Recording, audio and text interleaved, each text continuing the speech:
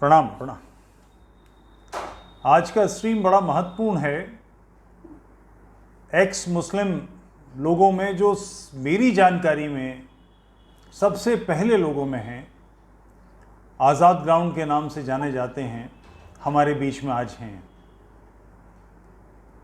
बहुत मामूली ज़िंदगी, एक आम तरीक़े से जीने वाले। आप कल्पना नहीं कर सकते कि इस जगह आने पर ये जो शालिग्राम की बटिया बनी है, इसने कितनी टक्करें खाई हैं, इसके किनारे कितने घिसे गए हैं, तब जाकर ये गोल हुई है। जिन लोगों ने सच में अपने सरों पे चिराग जलाए और वो चिराग आज मशल की शक्ल में हैं, लोग इन पर बहुत आसानी से कह देंगे। अब मेरे चैनल पर आएँ तो ये बड़े आराम से कह दिया जाएगा कि आरएसएस की गोद में बैठ गए, बीजेपी की गोद में बैठ गए। ख़ास तौर से गालिब कमाल और हारिस सुल्तान जैसे लोग आज ये सारी बातें हम इनसे करने वाले हैं। मैं अपने दर्शकों की तरफ से, यूट्यूब चैनल तुफैल चतुर्वेदी की तरफ से आज़ाद ग्राउंड के शरीफ भाई को बहुत बहुत प्रणाम। मेरा आपका स्वागत है जी। प्रणाम। कैसे है तुफैल? सब बढ़िया, मज़े में। मैं थोड़ी सी तारीख़ बताता चलूँ, आप इजाज़त दें? आपकी इजाज़त है मुझे हासिल पुरानी बातें मत करने की? जी, आज से कोई 7-8 साल पहले की बात है। पुणे में एक मीटिंग बुलाई गई एक्स मुस्लिम्स की। मैं भी उसमें शरीक किया गया कि मैं इस सिलसिले में जो लोग काम कर रहे हैं उनके बीच में रहकर काम करूं। पुणे के लोगों ने वो महफिल बुलाई थी, उन्होंने मीटिंग बुलाई थी। मेरा नाम सुन के वो बिदक गए। उन्हें पता लगा कि तुफैल चतुर्वेदी ये है, तो वो एकदम से बैकआउट कर गए। कई साल पहले की बात है और हम बहुत थोड़े से लोग, उंगलियों पे गिने जाने जैसे लोग वहाँ इकट्ठे हुए। उनमें से कुछ लोग साथ छोड़ गए, मगर शरीफ भाई पूरी जिम्मेदारी के साथ, संजीदगी के साथ। ये लोग काम क्या कर रहे हैं ये तो अपने मुंह से बोलेंगे ही, मगर मैं अपनी तरफ से अर्ज़ करता चलूँ। किसी भी ज़िंदगी, किसी भी शख्स की ज़िंदगी की कामयाबी किस बात से तय होती है? मेरे करीब ये है कि मैंने जिस दुनिया में आंखें खोली, जो मैंने बचपन गुजारा, उससे बेहतर बचपन अपनी आने वाली नस्लों के लिए छोड़ जाऊं। मैं इंद्रधनुष नहीं खिला सकता, मैं धनक नहीं बना सका, मैं पूरे बाग नहीं लगा सका, मगर मैंने एक पौधा तो लगाया। तो ये काम जो लोग बड़े पैमाने पर कर रहे हैं, शरीफ साहब उसमें हैं। शरीफ साहब, कुछ सवालात आपसे पूछने का मन है। आज़ाद साहब, इजाज़त है? कुछ सवाल करूं? जी, आज़ाद ग्राउंड, बिल्कुल जी। आपने अपने लिए लक़ब तय किया और ये कोई मामूली बात नहीं है। इसकी ओट क्या है, वजह क्या है? दीन में बड़े पैमाने पर लोग एक्स मुस्लिम बनते हैं, रिफॉर्म नहीं कर पाते। तब्दीलियां जैसे कुछ लोग कहते हैं, बड़े पैमाने पर नहीं थी, मगर सती प्रथा थी, कुछ जगह थी। हिंदुओं में लोग खड़े हुए और इसको निकाल बाहर किया। छोटी उम्र के लोगों से, बच्चियों, लड़कियों से शादी, 14 साल, 13 साल, 12 साल की लड़कियों से शादी, गौना देर में होना, ये रिवाज था। इससे हिंदुओं ने अपने आप को हिंदू कोड बिल बना के बाहर कर लिया। इस्लाम के सिलसिले में दिक्कत क्या है कि मोहम्मद का आखिरी खुतबा है कि आज तुम्हारा दीन तुम पर मुकम्मल हुआ। अगर मुकम्मल हो गया, यानी ता क़यामत, जिसे वो मानते हैं कि क़यामत आएगी, तब तक के लिए सारी चीज़ फाइनल हो गई। अब इसमें कुछ भी प्लस माइनस, कुछ जोड़ा घटाया नहीं जा सकता। तो या तो ये हो कि आदमी दीन छोड़ दे, और या फिर उसको झेलता रहे, कैद में रहे। तो आज़ाद नाम रखना, आज़ादी का ऐलान करना, उस बड़ा दावा है कि मैं ज़हनी तौर पे बालिग हो गया। ये बहुत बड़ी बात है। तो आज़ाद साहब ने जो अपना नाम आज़ाद रखा, ये मुबारकबाद का मुस्तहक़ हैं, बड़ा काम किया है। आज़ाद भाई, आपने एक्स मुस्लिम तख़ातुब इख्तियार किया, एक्स मुस्लिम बने, ये कब हुआ? आपके मुलाकात के तकरीबन 2-3 साल पहले ही हो चुका था, लेकिन मैंने डिक्लेयर नहीं किया था। और मैं समझता हूं कि आपसे मेरी जो पहली मुलाकात हुई थी, उस वक्त भी मैंने ये तो डिक्लेयर नहीं किया था कि मैं एक्स मुस्लिम बन चुका हूं। फ्री थिंकर के तौर पर मैं आया था। और बड़ी मजे की बात तो ये थी कि जब मुझसे कहा गया कि तुफैल साहब से मिलना है, तो मैंने तस्वर में भी नहीं सोचा था कि तुफैल साहब तुफैल चतुर्वेदी होंगे, बल्कि मैं समझा तुफैल शेख या तुफैल खान कोई होंगे। तुफैल एक लक़ब है आपका, तो मैं समझा मुस्लिम कोई है, जनाब उनसे मिलना है। तो कौन है मैंने पूछ भी लिया, तो कहा गया था कि शायर है। हाँ, बड़ी अच्छी बात है, मुझे भी शेरों से दिलचस्पी है, मिल लेंगे। तो साहब आपके मिलने से बहुत पहले मैंने तय कर लिया था कि मुझे छोड़ना है, और उसके लिए जो कोशिश मैंने की थी, वो 3 से 4 साल की इतनी मेहनत के बाद मैंने एक ग्राउंड बनाया था अपने एरिया में। यानी कि मुझे तो ये पहले से पता था कि कोई मेरा सपोर्टर नहीं बन सकेगा, तो क्यों ना मैं अपने परिवार को अपना सपोर्टर बनाऊं। तो सबसे पहले तो मुझे उन्हें इस्लाम बताना ज़रूरी था। तो मेरे जो बेटे हैं उनको इस्लाम बताने के लिए एक जासूस की तरह मैं अपने घर में काम करता रहा। जासूस की तरह क्या कहेंगे, उनको कभी भी अपनी रियलिटी के बारे में नहीं बताते हुए मार-मार के उनको मौलवियों की तरफ भेजा, ताकि ये इस्लाम भी जान ले, मौलवी भी जान ले। कल मैं कुछ कहूँ या कुछ करूँ तो ये मौलवी की मोहब्बत में या इस्लाम की मोहब्बत में मेरे अगेंस्ट ना हो जाए। क्योंकि आदमी दुनिया से लड़ सकता है, अपने परिवार से नहीं लड़ सकता।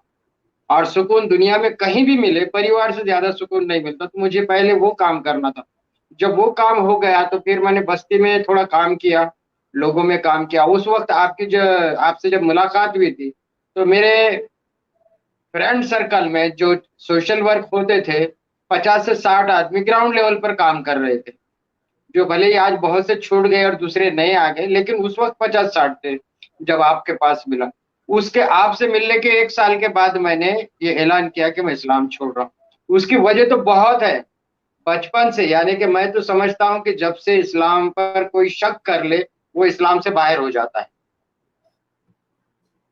लेकिन कुछ समस्या रहती है सोशल बायकॉट का और घरेलू कुछ। तो मेरे वालिद के इंतकाल के बाद, पहले वालिदा का इंतकाल हुआ, माताश्री गुज़र गए। जब पिताश्री गुज़र गए, तो मैंने ऐसा सोचा कि मैं आज़ाद हूँ।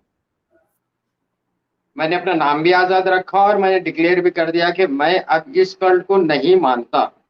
और इस कल्ट को नहीं मानने की वजह वो नहीं थी जो आज एक्स मुस्लिम चैनलों पर बता रहे।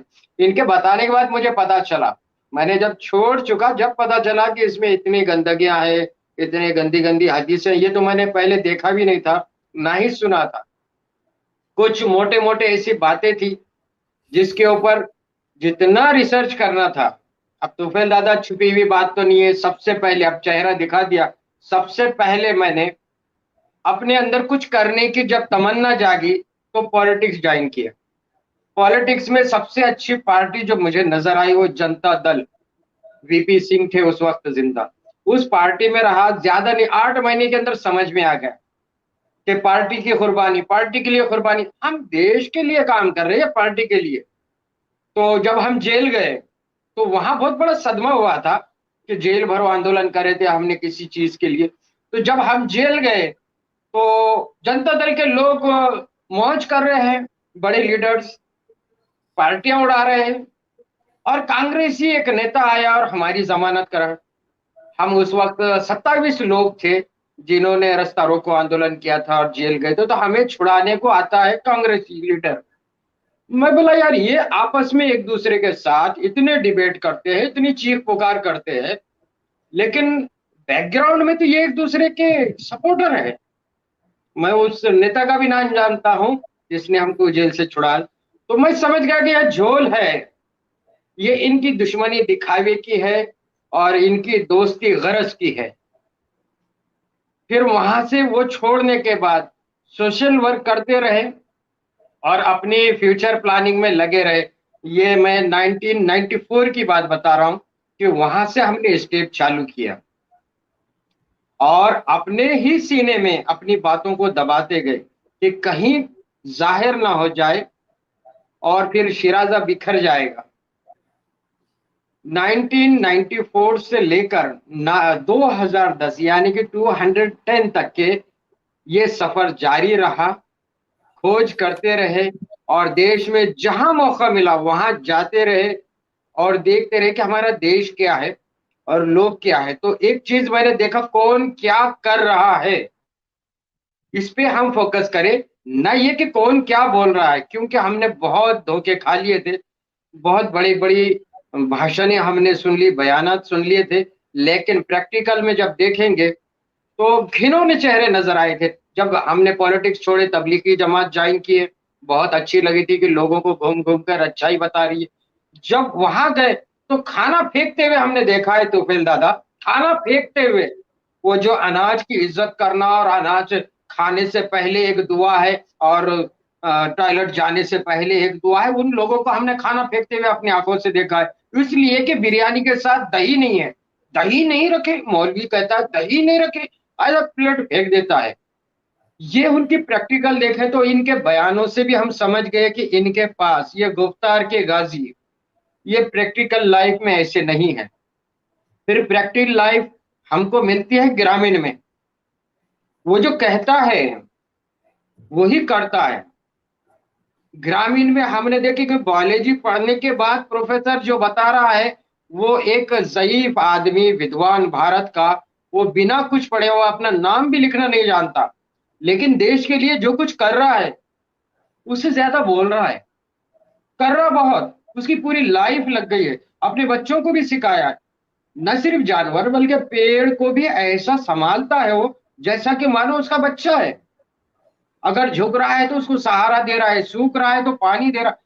ग्रामीण का आदमी देश के लिए इतना, यानी कि आगे, और उसके मुंह में बात नहीं है, वो डायलॉग बाजी नहीं कर रहा है, अदाकारी नहीं कर रहा है, बहुत बड़े बड़े भारी भारी वर्ड जमा कर कर स्पीच नहीं दे रहा है, बल्कि वर्किंग में लगे हुआ है। और उसकी मेहनत का हमें जरा भी एहसास नहीं है, और हम दावे करते हैं कि हम देश को आगे बढ़ाएंगे। देश आगे किस चीज से बढ़ता है पूरी दुनिया में? अगर कोई देश सबसे आगे जाता है तो उनके किसानों की वजह से, उसकी पैदावार की वजह से। देश में जितना उत्पादन होगा, जिस चीज का उत्पादन, उस वजह से देश आगे जाता है, ना कि मेहमान के आने की वजह से। ये ऐसा मैंने जाना, ये मेरे अपने थॉट्स है। मेहमान तभी आता है जब आपके घर में शांति हो, आपके घर में आप लड़ रहे हैं तो आपके घर में मेहमान आने से रुक जाता है, ये बात सही है। लेकिन अगर आपके पास उत्पादन हो तो आपके घर में कितनी भी लड़ाई हो, मेहमान नहीं, ग्राहक जरूर आएगा आपके सामान खरीदने के लिए। ये है देश की इकोनॉमिक की सही वजह, कि मेहमान नहीं आएगा लेकिन कस्टमर जरूर आएगा। तो हम अपने उत्पादन के ऊपर, उत्पादन में कमी कहां से आती है? उत्पादन में कमी यही आती है कि हमने एक बाहर की आइडियोलॉजी को अडॉप्ट कर लिया और उसको सर पे बिठा लिया, वो आइडियोलॉजी देकर चले गए।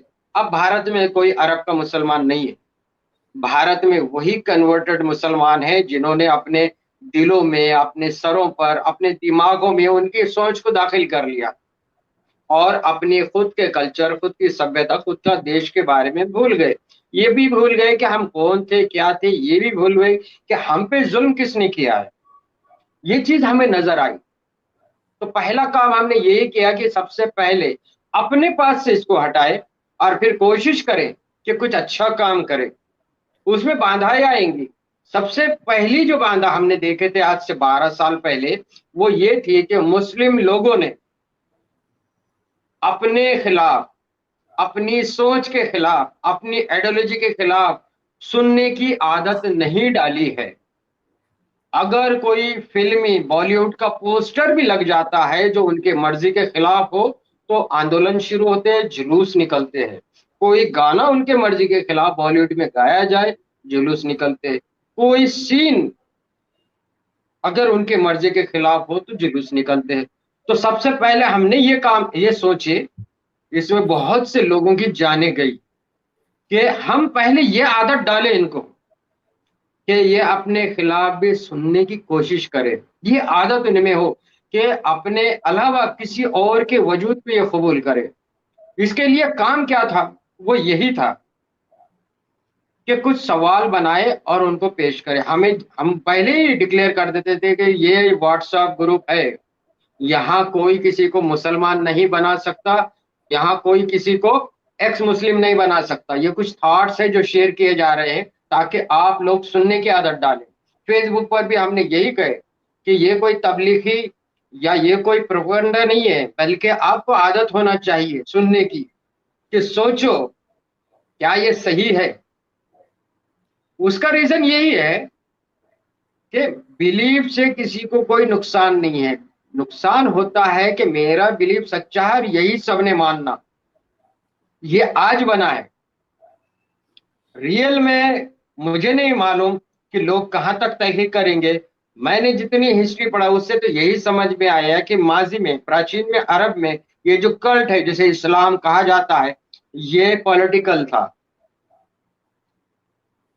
ये धर्म नहीं था, ये पॉलिटिकल था। ये कोई मजहब नहीं था, ये पॉलिटिकली एक गवर्नमेंट को एस्टैब्लिश करने के लिए बागियों के एक टोले ने ये काम किया है, जिसमें वर्का बिन नाफिल रोम का एक जासूस नजर आता है हमें, जिसको तलाश थी पर्शियन गल्फ में किसी पर्शियन बागी की, और वो उसे नबी की शक्ल में नजर आया और उसके ऊपर वो काम हुआ। और उसके आगे की जितनी तारीख है आप देखो कि पहली हिजरत होती है नजाशी की तरफ सहाबाओं की, और इनकी होती है सालार बनने के लिए किसी और तरफ हिजरत, क्योंकि इनकी मेंटेलिटी आप सब जानते हैं। अगर नहीं जानते हैं तो अली सीना की जो किताब है द अंडरस्टैंडिंग मोहम्मद, ये देख लो, उसके बाद मेंटेलिटी समझ में आ जाएगी। तो ये कल्ट है पॉलिटिकल, उसको बना दिए मजहबी, और उसके बाद आज ये सोच रखे कि हमारे खिलाफ कोई बोलेगा नहीं, हम जो कह रहे हैं वही सही है, हम ही सच्चे, हम ही सर्वश्रेष्ठ है, और हुकूमत करने का हक सिर्फ मुस्लिम को है, और पूरी दुनिया में इस्लाम को नाफिज करना ही मुसलमान का अव्वलिन फर्ज है। ये जो सोच है, इस सोच ने सदियां बर्बाद कर दी है, ये हमें समझ में आया। आज जिसे अल्लाह कहा जाता है और कहते हैं कि नबी ने पूरी जिंदगी कहा अल्लाह से डरो, अल्लाह से डरो, उस अल्लाह से डरने वाला आज न अरब में न अजब में कहीं नहीं है। उसके बाद एक दौर आया, नबी से मोहब्बत करो, तो नबी से मोहब्बत करो का वर्ड अब खत्म हो गया। अब है नबी की मोहब्बत करवाओ, नबी की इज्जत करवाओ।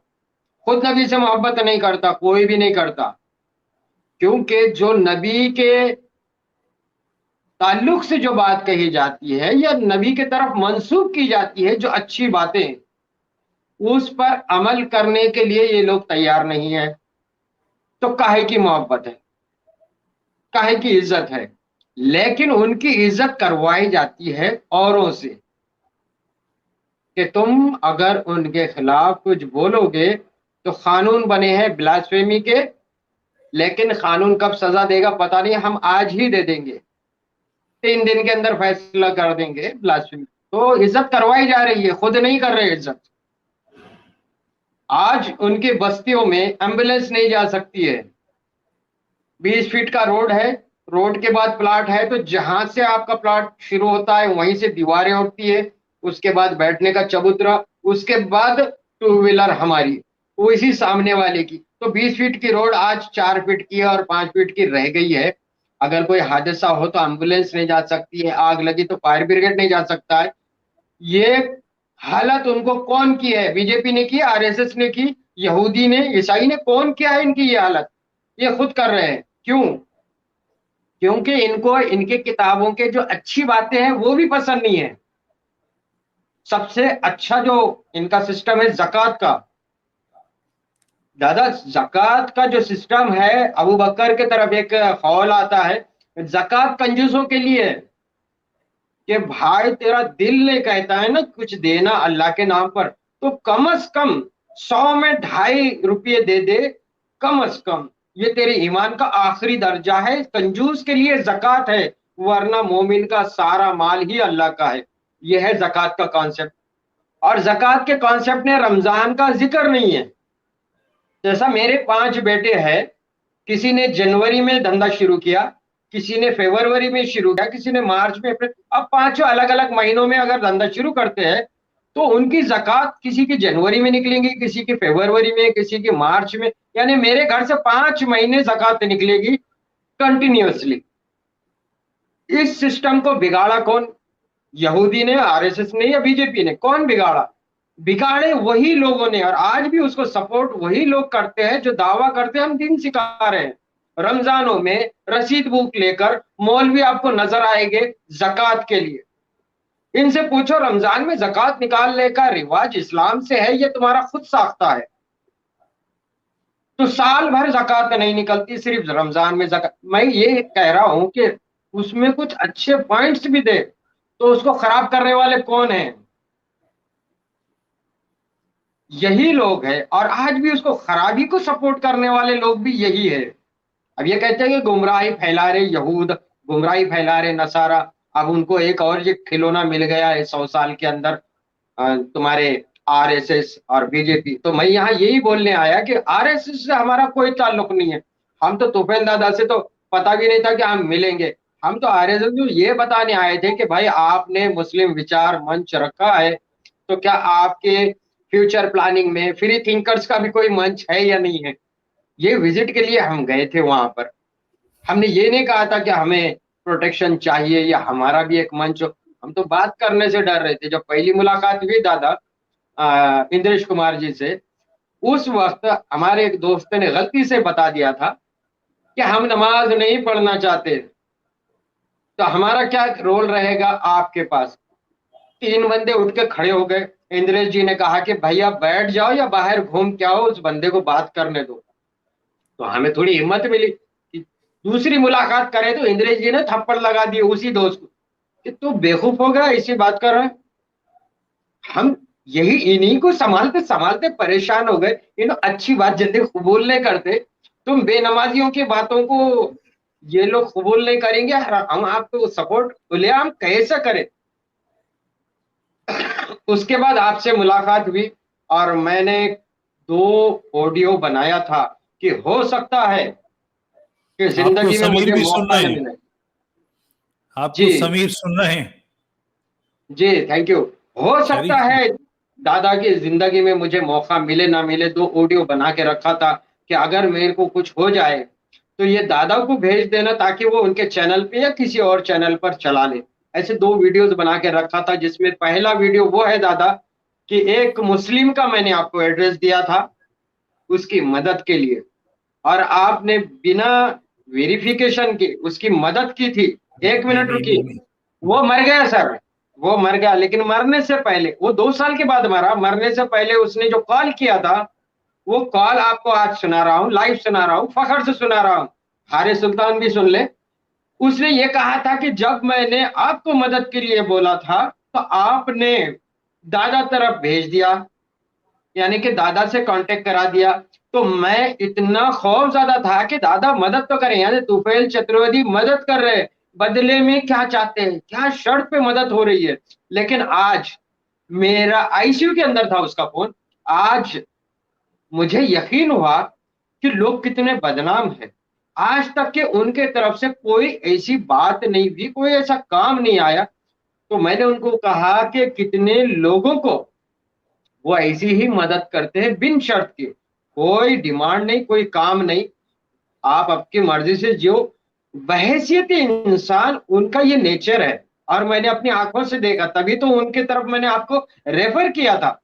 तो तुफैल दादा वो मर चुका है, लेकिन मरते मरते उसने, मरने से एक दिन पहले आखिरी तक के आपकी तारीफ की और माफी मांगी कि दादा से कह देना कि मैं शक में था, लेकिन मेरा शक गलत निकला, और मैंने कभी भी उनके तरफ से कोई ऐसी कॉल, कोई ऐसा मैसेज नहीं वसूल किया जिसमें कोई काम बताया गया हो। और वो एकदम इंसानियत के नाते मदद करते हैं, ये आपकी बात मैं जान चुका हूं। तो दादा ये काम था मेरा कहने का। और जो लोग भी ये कहते हैं कि आप सपोर्ट कर रहे हैं या हम आपके वजह, तो सबसे पहले जिस दिन मालूम पड़ गया कि मैंने चैनल बनाया, तो आप तो उसी दिन से चालू हो जाते थे और मेरा नाम लेते थे। और जैसे कि मैं जय हिंद कहता हूँ, आप जय हिंदू राष्ट्र कहते हैं। हमारे कई इख्तिलाफात और भी हो सकते हैं, लेकिन बहैसियत इंसान, बहैसियत हिंदुस्तानी, न सिर्फ हिंदुस्तानी, मैंने तो आपको अब क्या कहूँ, मदद, जहां मदद की बात आती है, मैंने जो कुछ देखा वो मुझे मालूम है जिनकी तशरीफ में अंगार लगी है, वो रातों में जिगनू बनते हुए नजर आएंगे। वो ये नहीं जानते। उनके उन्होंने क्लियर कहा गया, मैं धरती मिट्टी, मेरे मुल्क की मिट्टी, मैं ऐसे कॉन्सेप्ट को नहीं जानता। तो जो लोग ऐसे कॉन्सेप्ट को नहीं जानते वो किसी की गोद में बैठते हैं, और बैठ चुके हैं यूरोप के गोद में अपने देश को छोड़कर। हम अपने देश में कट्टरता को खत्म करना चाहते हैं, एक अच्छा कल्चर डेवलप करना चाहते हैं, उसके लिए हम अपना काम कर रहे हैं। और जो लोग भी अलग अलग काम कर रहे हैं, भले ही हमारे उनसे कोई कांटेक्ट नहीं है, कोई एक दूसरे की हेल्प नहीं कर रहे हैं, लेकिन जिस दिन भी सामना होगा, हमारी इख्तिलाफात हम भुला देंगे और इस भारत के नाम पर हम एक जगह रहेंगे।